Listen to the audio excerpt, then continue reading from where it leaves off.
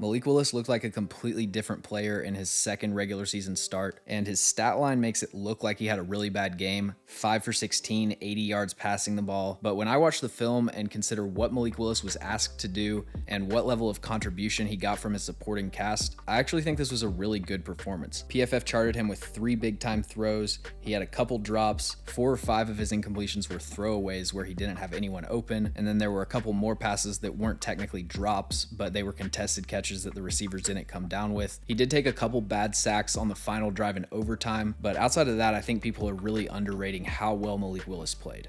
First play, Malik doesn't have anyone open, but I'm including this just to show the choice that the Titans offensive coaching staff has to make on every pass play between having enough routes developing downfield and having enough players staying in to pass protect. In an ideal world, offenses usually want to get 5 players out on routes. Sometimes you have to keep the back in to pass block, but Tennessee has to give both tackles chip help. So they essentially just have a 2-man route concept. Neither of the safeties end up having assignments on this play, so the corners can just stay on top and press these routes to the sideline.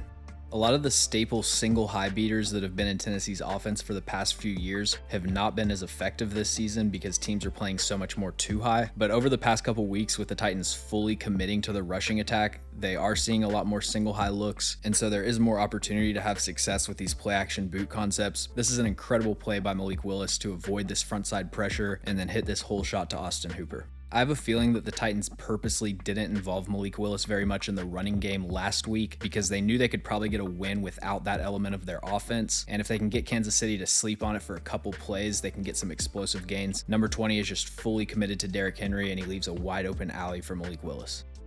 Great ball placement on this throw to Austin Hooper. He sees the defender has his back turned, puts it on the outside shoulder, and then great adjustment by Austin Hooper. This is an absolute dot from Malik Willis on 3rd and 9. It's cliche to say it, but Chris Conley has to catch this. He didn't create much separation at all. Malik Willis still puts it exactly where he needs it. He didn't create much separation. Malik Willis still gets it to him with perfect ball placement, hits him in stride, and the Titans have to punt.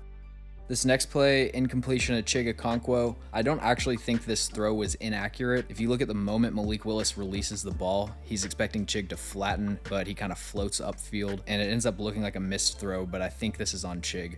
This is a perfectly accurate pass from Malik Willis. I'm not sure what more needs to happen for this to be a pass interference. I guess Austin Hooper could do a better job selling this, but he's getting tackled as he's trying to catch the ball. Next play, 2nd down and 9. Malik throws a go route to Nick Westbrook-Akine, and this pass is underthrown. Westbrook has a step on L'Jarius Sneed, and he has to come back and adjust to the ball. So Malik needs to be more accurate, but you look across the league, every other quarterback is constantly getting bailed out by their receivers or by the referees on underthrown deep passes, so Westbrook needs to come down with this.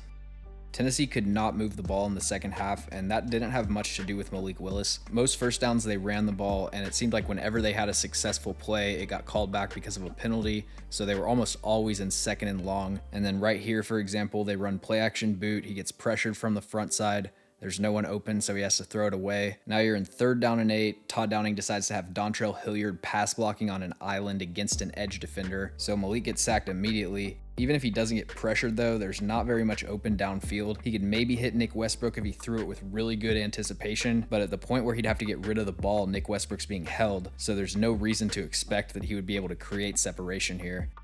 Next drive, 1st and 10, they're running sail post. Not going to work against cover 2. Malik doesn't have anyone to throw to. Overall, I thought he did a good job sensing and evading pressure, but there were a lot of plays like this where he just didn't have anything open and he had to throw the ball away. All those plays really dragged down his stat line. Now it's 2nd down and 10, and if you look at Malik's eyes, he's wanting to read the mic and see if this route comes open over the middle, but Dennis Daly whiffs on his assignment and he has to go to Cody Hollister on a slot fade, who's not even looking for the ball.